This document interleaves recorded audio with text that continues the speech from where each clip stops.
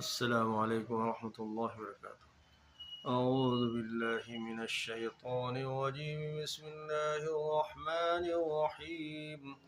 إن ربكم الله الذي خلق السماوات والأرض في 6 أيام ثم استوى على العرش يغشي الليل النهار يطلبه حسيسا والشمس والقمر والنجوم مسخرات بأمره ألا له الخلق والأمر تبارك الله رب العالمين.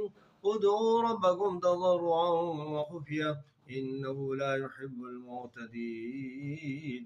فلا تفسدوا في الأرض بعد إصلاحها وادعوا خوفا وطمعا إن رحمة الله قريب من المحسنين. وهو الذي يرسل الرياح بشرا بين يدي رحمته حتى إذا أقلت سحابا ثقالا سقناه لبلد ميت فأنزلنا به الماء فأخرجنا به من كل الثمرات كذلك نخرج الموتى لعلكم تذكرون. والبلد الطيب يخرج نباته بإذن ربه والذي خبث لا يخرج إلا نكدا كذلك نصرف الآيات لقوم يشكرون.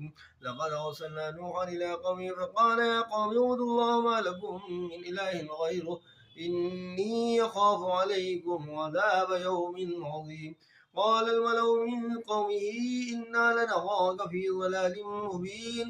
قال يا قوم ليس بي ضلالة ولكني رسول من رب العالمين أبلغكم رسالات ربي وأنصح لكم وأعلم من الله ما لا تعلمون.